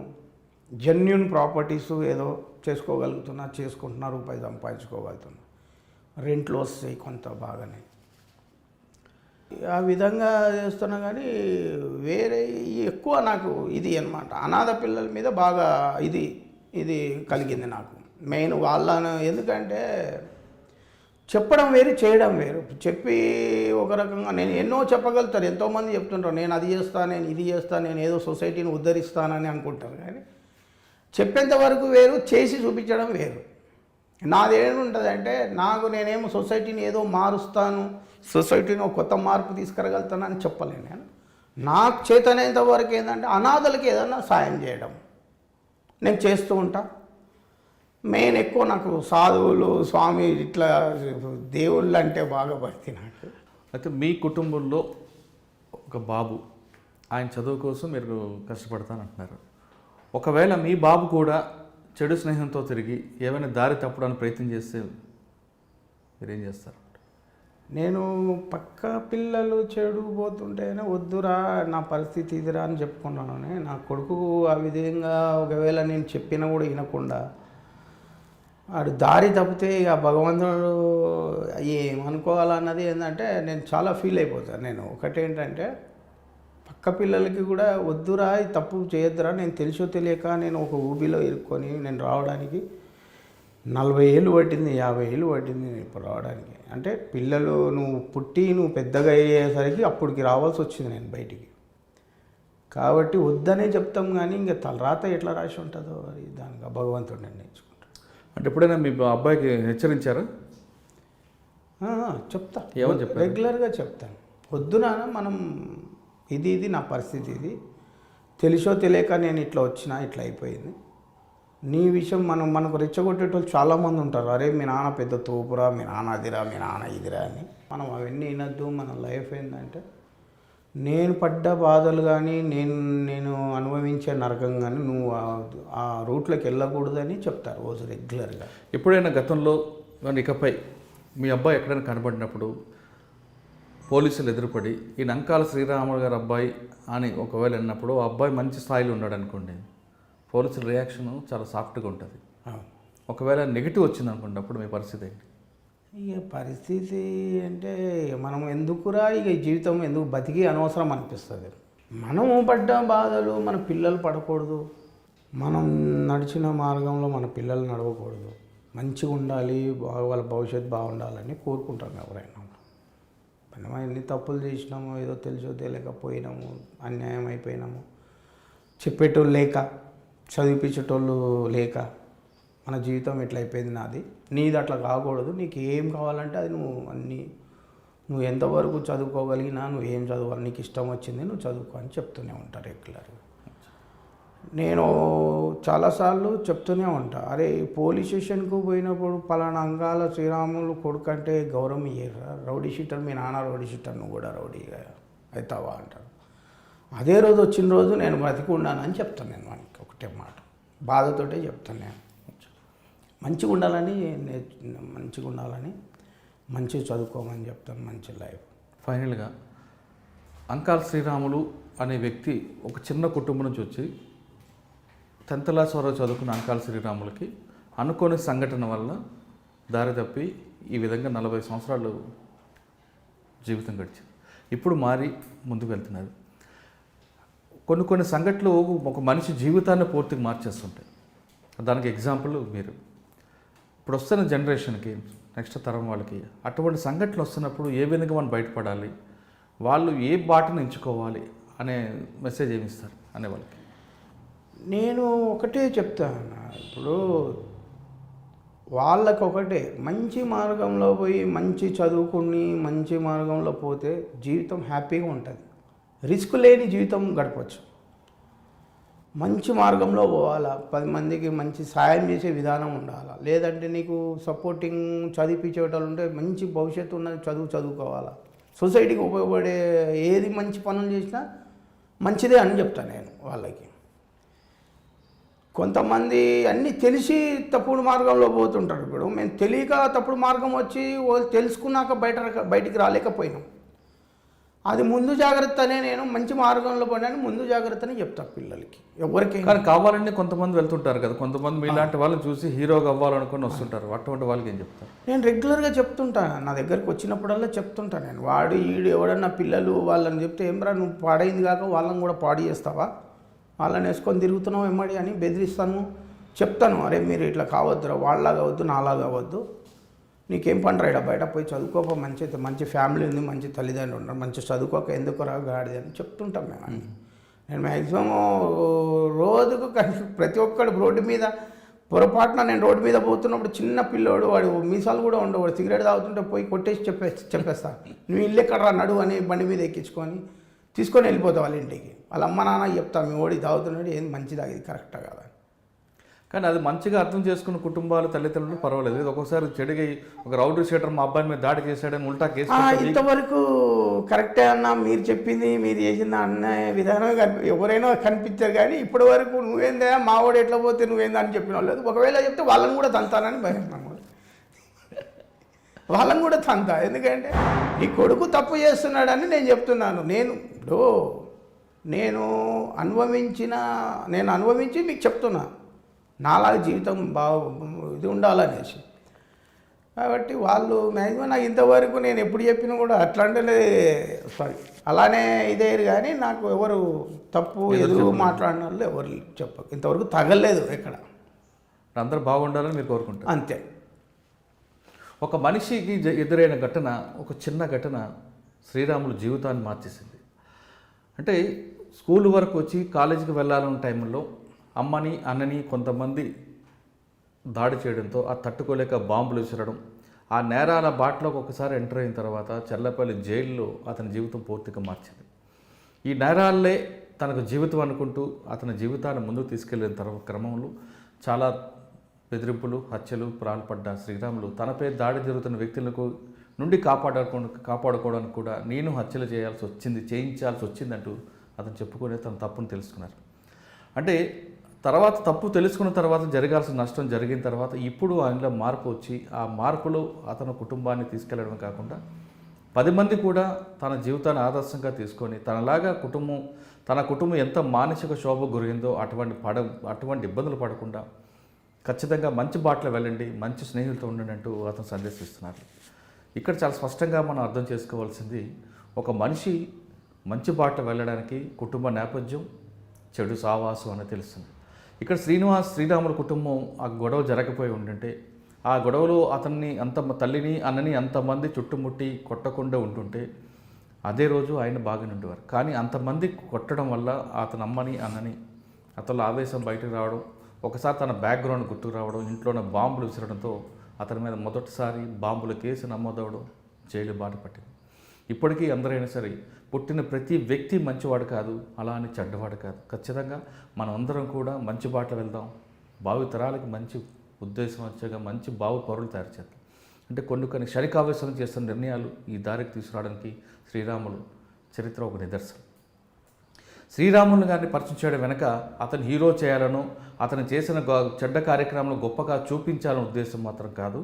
ఆయన చేసిన క్షణికావేశంలో చేసిన నేరం అన్నది అతని జీవితాన్ని ఏ విధంగా మారిందో అనే విషయాలు పరిచయం చేయడం మాత్రమే ఈ కార్యక్రమం ముఖ్య ఉద్దేశం. అంకం శ్రీరాములు ఎక్స్క్లూజివ్ ఇంటర్వ్యూ వచ్చే వారం మరో గెస్ట్తో మళ్ళీ కలుద్దాం. అంతవరకు నమస్కారం. మీరు చూస్తున్నారు ఐ డ్రీమ్ న్యూస్ ని. Please subscribe. I dreams. For more videos, subscribe. I dream. Please subscribe for more videos. I dream. I dream. For more videos, Subscribe, I dream. Please subscribe. Subscribe I dream channel. Do subscribe. I dream. I dream ఛానల్ని subscribe చేయండి. Do watch I Dream.